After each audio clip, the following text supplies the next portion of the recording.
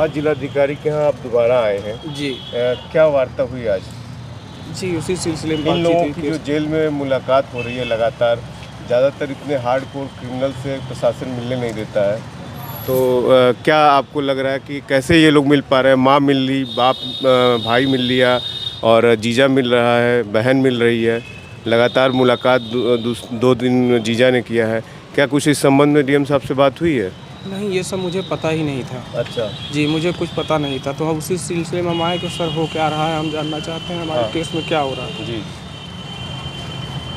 तो वही DM sir ने बताया और कागजी कार्रवाई के लिए एसडीएम साहब को आदेश दिए हैं कि वो सब जो घर उसका स्टे नहीं है, वो भी नवीन प्रति में बना हुआ है या उसमें मंजर में है, वो क्यों नहीं गिर रहा है? कुछ इसके सर बारे में? उसके बारे में एसडीएम साहब अपना बातचीत कर रहे थे। हाँ। डीएम सर ने उनको कहा है हाँ। वो सब क्लियर करके हटाओ उसको तोड़ के।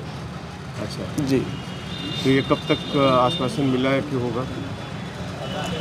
क्लियर डेट तो नहीं बताए हैं, डेट नहीं। देखिए चाहे जब तक हो जाए। हमें भरोसा है डीएम सर पे, कप्तान साहब पे हमें भरोसा है, वो मेरे साथ है और उन्हीं के भरोसे हूँ मैं। आप लोग भी अपनी कुछ फरियाद की हैं डीएम साहब से? जी, हमारी फरियाद यही है कि जो मतलब हम लोग कानून को अपने हाथ में नहीं लेंगे। डीएम सर के ऊपर भरोसा है कि वो करेंगे, होगा।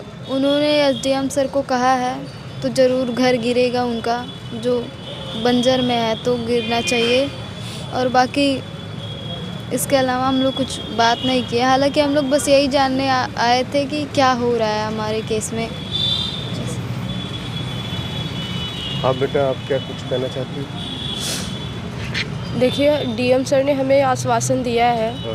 कि होगी कार्रवाई उनके ऊपर, और जाहिर सी बात है कार्रवाई होनी भी चाहिए। उन्होंने हमें आश्वासन दिया तो हमें पूर्ण विश्वास है कि वो हमारे साथ हैं और वो आगे उनके ऊपर कार्रवाई ज़रूर करेंगे। उनका जो घर बना है बंजर में, पीछे वाला? हाँ, वो ज़रूर गिरेगा। आगे पीछे दोनों वाला, दोनों जो घर बना है वो बंजर में बना है और बाकियों की ज़मीन छीन के बनाए हैं, वो ज़बरदस्ती छीने, उस पर अवैध कब्जा किए हैं। तो डीएम सर ने बोला है कि जल्द से जल्द उसको गिराया जाए और आगे की कार्रवाई शुरू की जाए। अच्छा, अभी तक ये हो रहा था, पहली वार्ता में कप्तान साहब ने कहा था कि सबकी गिरफ्तारी होगी तो एसओ को हटा देंगे। अब तो सबकी गिरफ्तारी हो चुकी है। हमने उस सिलसिले में भी कुछ नहीं कहा। कुछ नहीं। जी, हमने कुछ नहीं कहा। कप्तान से भी मिलेंगे केवल डीएम? दोनों लोग से मिले हैं सर, मिल लिए? कप्तान साहब से और डीएम उनसे साहब अलग दोनों। मुलाकात हुई है? नहीं, एक साथ में ही मुलाकात। यहीं पर? जी, यहीं पे सबसे मिले हैं। कोई एसओ के खिलाफ कोई कार्रवाई के लिए नहीं? सर हमने वो सब कुछ कहा ही नहीं, हमको राजनीति नहीं आती है साहब, हम सीधे साधे प्रधान जी, लोग हैं। आपको लगातार चेस किया जा रहा, पीछा किया जा रहा आपका, कुछ इस बारे में बात हुई?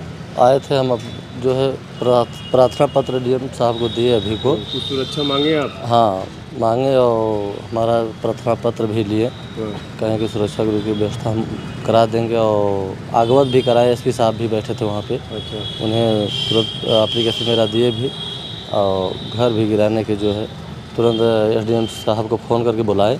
लेकिन एसडीएम जाते हैं तो पूरे गांव की नाप करने लगते हैं। नहीं, उस दिन हम लोग भाई जब पूरा नापने लगे तो हमारे ग्रामीण लोग आक्रोशित हो गए।